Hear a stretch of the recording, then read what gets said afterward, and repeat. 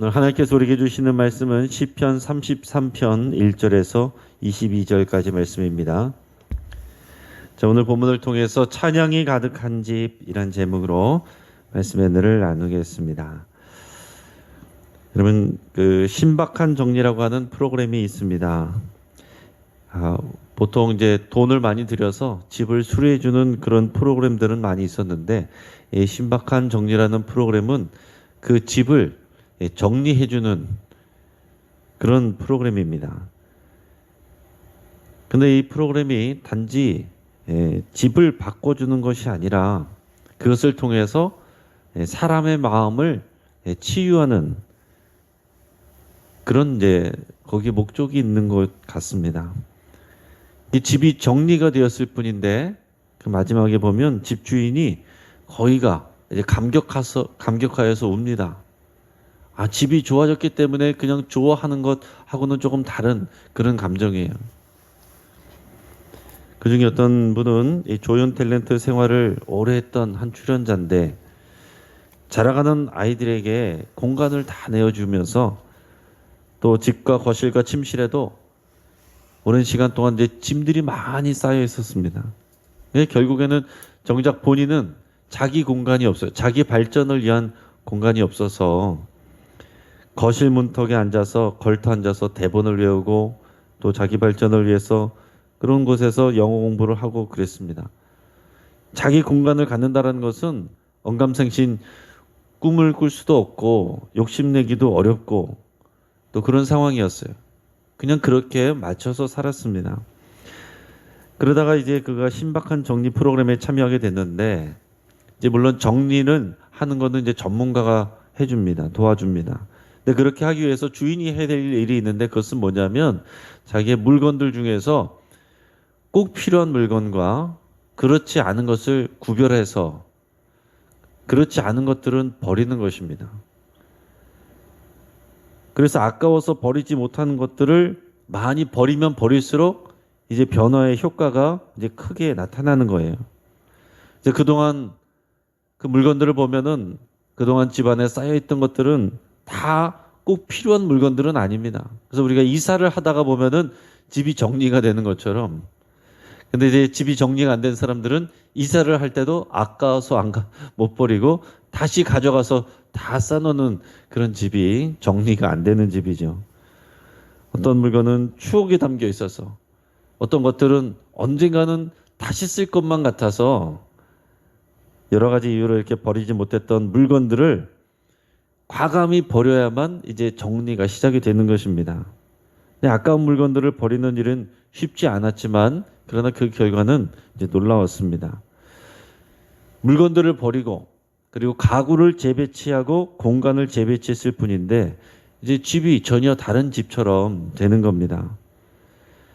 그래서 이분이 결혼 이후에 자기 방을 가져본 적이 없는데 그나마 조그만 자기만의 서재를 갖게 됐어요.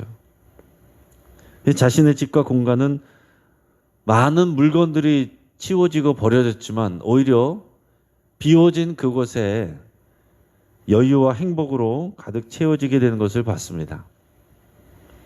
이 프로그램을 보면서 제가 느낀 점들이 있습니다. 첫째는 우리가 부족해서 힘든 것이 아니라 버리지 못하고 포기하지 못하는 그 집착 때문에 우리가 힘든 거구나. 두 번째는 아까워도 버려야 더 좋은 것을 얻게 된다라는 것을 또 깨닫게 됐습니다. 모으기만 한다고 행복한 것이 아니라 적절하게 버릴 줄 알아야 된다라는 것을 또 생각하게 됐습니다. 그리고 또한 세 번째는 자신의 집에 채워져 있는 이 물건은 곧 우리의 마음에 채워진 욕심과 집착이구나, 이런 것들을 생각하게 됐어요. 그 물건을 버리는 것은 곧 자신의 집착과 욕심을 버리게 되는 일입니다. 그러니까 집안을 정리하는 일은 자기의 마음을 정리하는 일이고, 그러니까 집안을 청소하는 일은 내 마음을 청소하는 일이 된다라는 거죠. 자, 과연 우리 집은 무엇으로 채워져 있는가?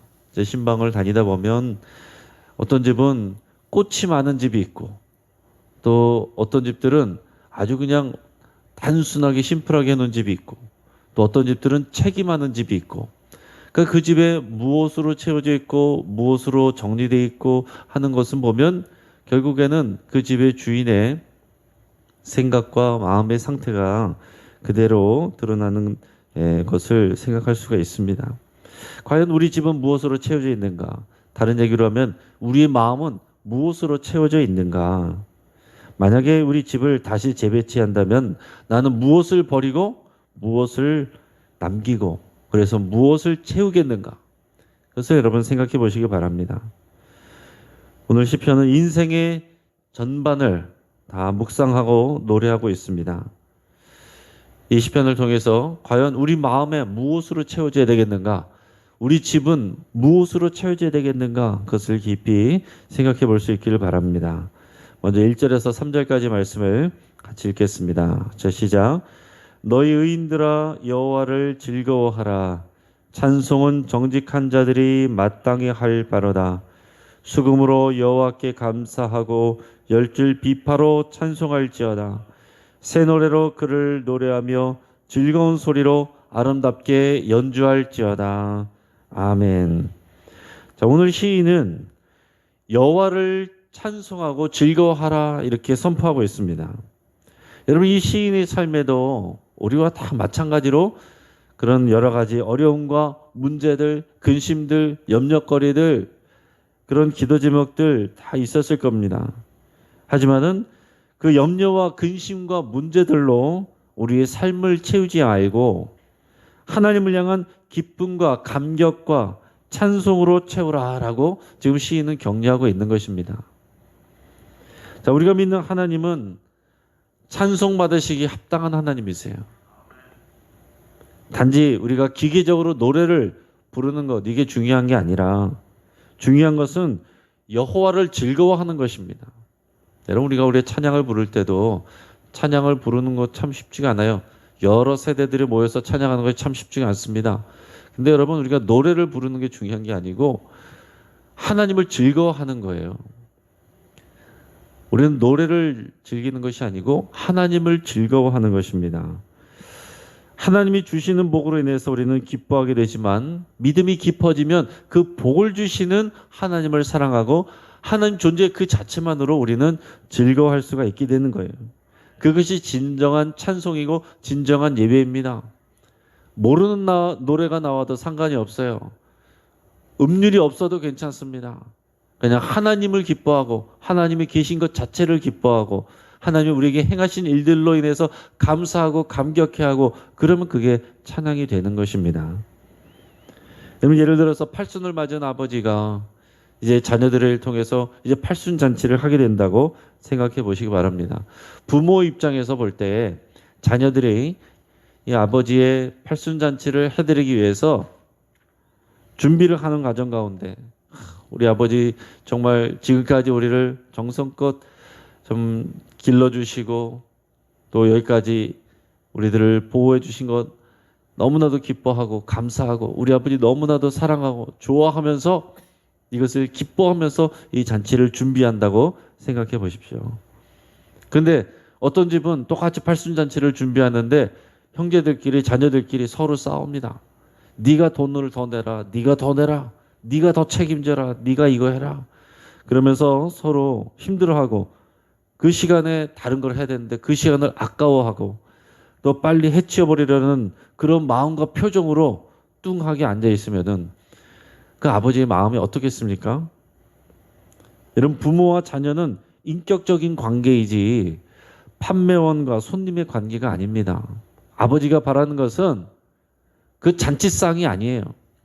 그 잔치상에 참여하고 준비하고 즐거워하는 자기의 자녀들을 기뻐하는 것입니다. 우리와 하나님의 관계도 마찬가지예요. 하나님은 우리에게 찬양과 영광을 받으시기에 합당하신 분이십니다. 하나님의 존재와 성품 자체가 찬양받으실 만한 존귀한 분이세요. 더 나아가서 하나님은 우리를 사랑하시고 우리를 구원해 주셨고 지금도 우리를 돌봐주고 계시는 분이십니다. 그래서 우리는 평생 하나님을 찬양하고 찬양할 뿐만 아니라 하나님을 즐거워하며 예배해야 될 이유가 있는 것입니다. 그러면 노래를 잘하는 사람이 찬송을 잘하는 것이 아니라 하나님을 기뻐하고 즐거워하는 사람이 하나님을 찬송하고 예배하는 것입니다. 오늘 우리가 이 새벽에 기도하고 돌아가실 때 여러분 여러 가지 우리의 문제와 근심과 염려를 묵상하다 가시는 것이 아니라 하나님을 즐거워하는 그 마음과 감격으로 여러분이 여러분의 삶의 자리로 돌아가실 수 있길 바랍니다.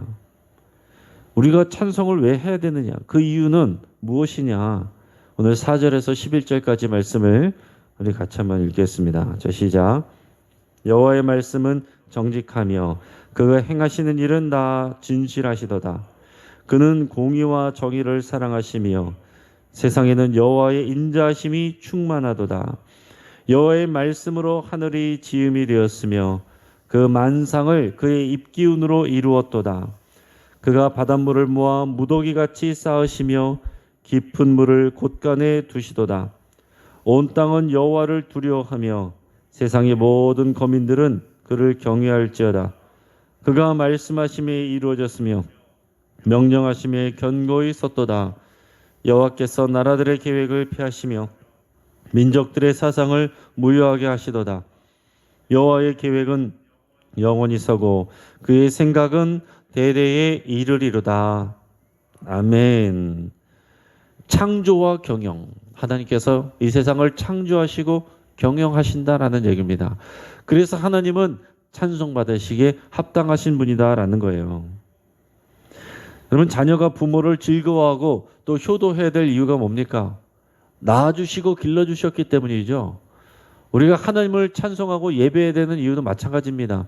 우리를 창조하시고 이 세상을 창조하시고 이 세상을 다스리고 경영하시기 때문에 그렇기 때문에 우리는 하나님을 예배해야 되고 즐거워해야 되는 것입니다. 오늘 말씀과 같이 여호와 하나님은 세상을 뭘로 창조하셨느냐? 말씀으로 창조하셨고 또 두 번째는 그의 숨기운으로 창조하셨다 그랬습니다. 여러분이 말씀과 이 숨기운, 입기운이라는 것은 이제 루아흐, 이제 바람을 말하는 것인데 그것은 성령을 말하는 것입니다. 하나님의 입기운, 바람, 입에서 나오는 그 바람은 하나님의 영, 성령을 말하는 거예요. 그리고 말씀은 예수 그리스도시죠. 그러니까 말씀 되신 예수 그리스도 그리고 바람이신 성령. 그러니까 예수 그리스도와 성령님과 함께 하나님이 세상을 창조하신 겁니다. 온 땅은 여호와를 두려워해야 되고 세상의 모든 거민들은 하나님을 경외해야 됩니다. 왜냐하면 하나님이 창조주이시기 때문에 하나님이 온 세상과 역사를 다스리시는 분이시기 때문에 그렇습니다. 이 땅의 많은 나라들은 명멸해 갔어요. 대단한 나라, 대단한 제국들도 명멸해 갔고 그리고 대단했던 영원할 것 같았던 그런 황제들도 다 그 인생 끝났습니다. 하지만 하나님은 여전히 살아서 역사하시고 이 세상을 움직이고 계신 겁니다. 지금도 강대국들이 있습니다. 핵무기와 정치력과 경제력과 많은 문화유산들을 자랑하는 나라들이 있습니다. 하지만 오늘의 말씀의 선포처럼 하나님은 나라들의 계획을 한순간에 폐하실 수 있는 분이시고 모든 민족들의 사상을 무효케 하시는 분이십니다. 여러분 이 고백을 우리가 믿음으로 할 수 있기를 바랍니다. 그런데 우리가 살아가는 실제는 어떻습니까? 나라가 커 보이고 여러 가지 사상이 커 보입니다. 거기에 비하면 교회는 작아 보이고 하나님은 작아 보이고 마치 이 세상과 나라와 이 나라와 정부와 여러 가지 정치 권력이 마치 어떤 이데올로기와 사상이 교회와 하나님과 하나님의 말씀을 다 재단하고 판단하고 그렇게 움직일 수 있을 것 같지만 그렇지 않다라는 거예요. 여러분 이것을 우리가 믿음으로부터 마음으로부터 믿음을 가지셔야 됩니다. 세상 가운데 여러분 담대하시고 또 이 세상 가운데서 이 말씀 안에서 용기 있게 살아가실 수 있길 바랍니다. 하나님은 말씀과 역사를 또 나라의 정치와 권력과 사상으로 좌지우지하고 판단할 수 있다고 생각하는 이 세상의 인간의 교만을 한순간에 다 무너뜨리실 수 있는 분이시고 지금까지 인간의 역사가 그런 역사였어요. 나라와 사상은 계속해서 바뀌어가고 수시로 변하지만 살아계신 하나님은 여전하시고 하나님의 말씀과 하나님의 뜻은 대대에 전수되고 있습니다. 또한 찬양의 이유를 또 얘기하고 있는데 그것은 하나님의 구원과 돌봄입니다. 우리 12절부터 19절까지 말씀을 같이 읽겠습니다. 같이 시작. 여호와를 자기 하나님으로 삼은 나라 곧 하나님의 기업으로 선택된 백성은 복이 있도다. 여호와께서 하늘에서 굽어보사 모든 인생을 살피시며 곧 그가 거하시는 곳에서 세상의 모든 거민들을 굽어 살피시는도다.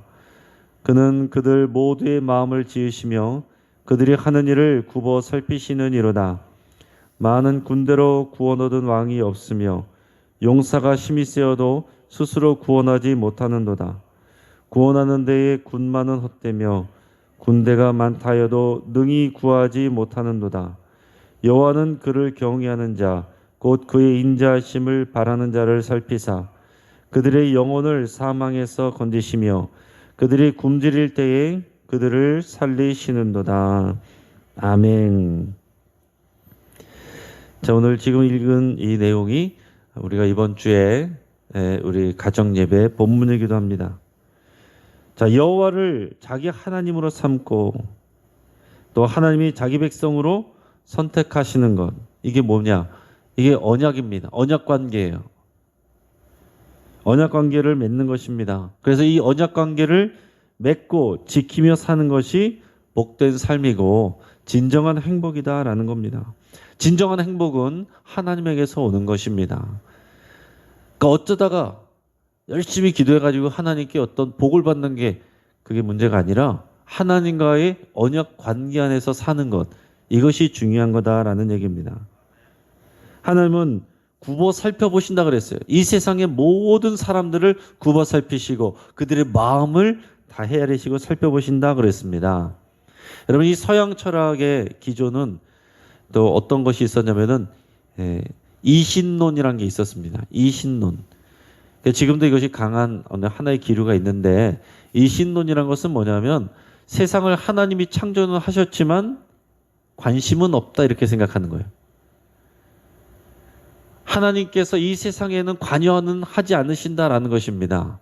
그래서 이 세상은 하나님이 만들어 가시는 것이 아니라 사람의 이성과 사람의 합리적인 능력으로 이 세상을 바꿔가고 변화시킨다, 이렇게 생각을 하는 것입니다. 하지만 오늘 본문에서 시편 기자가 노래하는 것은 뭡니까? 여호와는 이 땅에 관심 없는 분이 아니시고 모든 사람과 일들을 굽어 살피신다 그랬습니다. 그냥 멀리서 관찰하고 계신 게 아니다라는 거예요. 이 세상을 그냥 멀리서 이 대충 보는 것이 아니고 우리 한 사람 한 사람을 살펴보시고 우리의 마음을 보신다 그랬어요.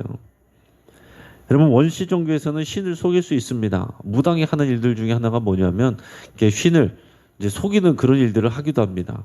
그런 무속 같은 거, 여러분 이제 그런 것들을 보면은 뭐 이제 귀신을 속이는 뭐 그런 내용들이 있어요. 하지만 속임수를 통해서 신들을 기쁘게 하거나 안심시키거나 따돌릴 수 있다고 생각을 하지만 여호와 하나님은 그렇게 할 수 있는 분이 아니십니다. 우리의 마음 깊은 곳까지 살펴보시는 하나님이시기 때문에 그런 거죠. 이 세상의 모든 노력과 지식으로는 구원을 이루어낼 수 없습니다. 오늘 이 본문에서 그걸 얘기하고 있는 거예요. 하나님께서 이 세상을 굽어 살펴보시고 이 세상이 어떤 것으로도 구원을 만들어낼 수가 없고 얻을 수 없지만 하나님이 우리에게 구원을 주시는 분이시다라는 겁니다. 그래서 이 구원의 문제, 정말로 우리를 구원하시는 그것은 이 세상의 군마도 아니고 용사도 아니고 수많은 병력도 아니다라고 얘기하고 있습니다. 진정한 구원을 주시는 분은 우리 만군의 여호와 하나님이시다라는 것을 선포하고 있는 거예요. 여러분, 구원은 여호와 하나님이 주시는 것입니다. 하나님은 여호와를 경외하는 자들을 살펴보시고 구원하십니다. 자, 그들은 어떤 사람들이냐면 또한 하나님의 인자하심을 바라는 자들이에요.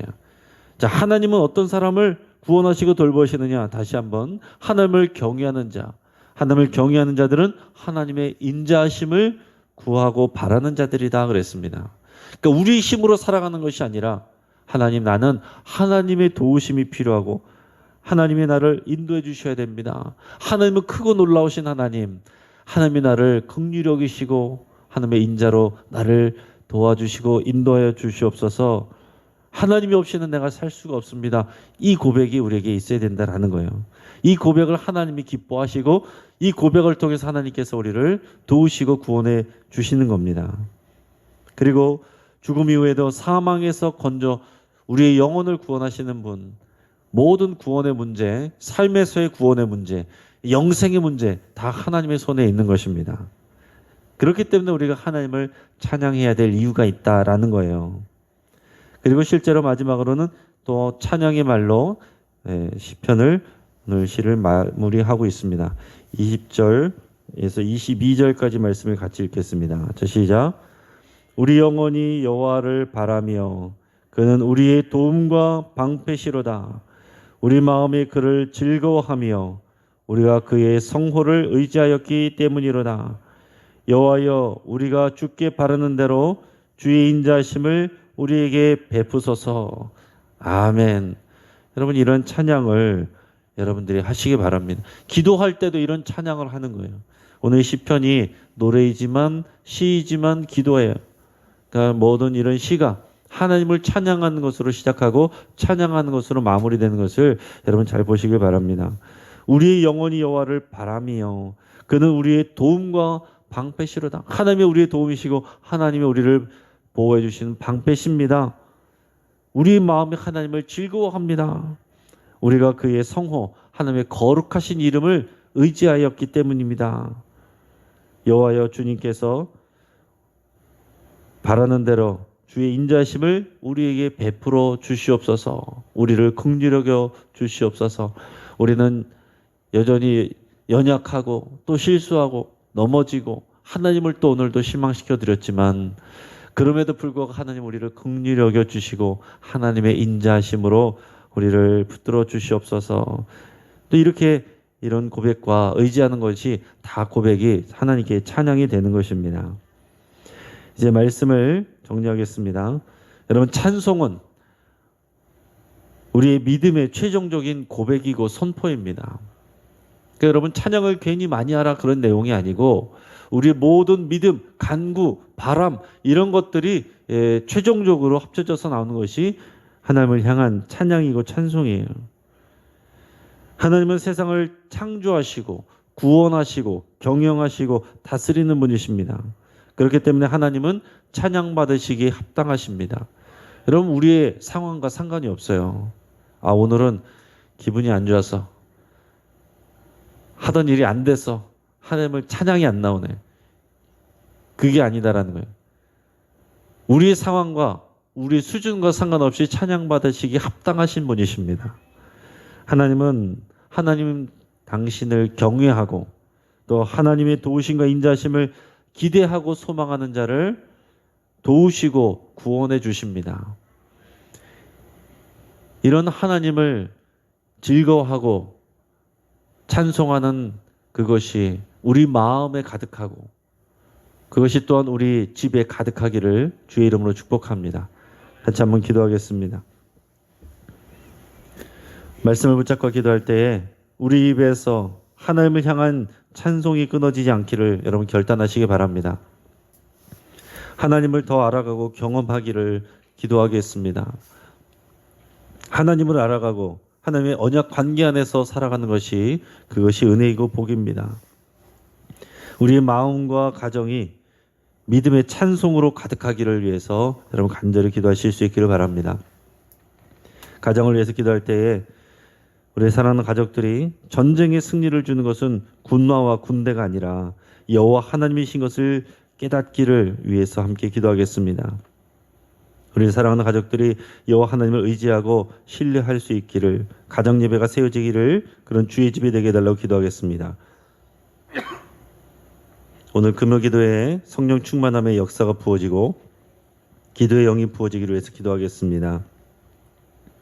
뉴스를 통해서 우리 지역사회, 우리나라에 또 지역 발생 확진자 세 자릿수가 되고 독감 백신으로 사망자가 속출하고 또 요양원의 무더기 확진 등의 소식들이 들어오고 있습니다.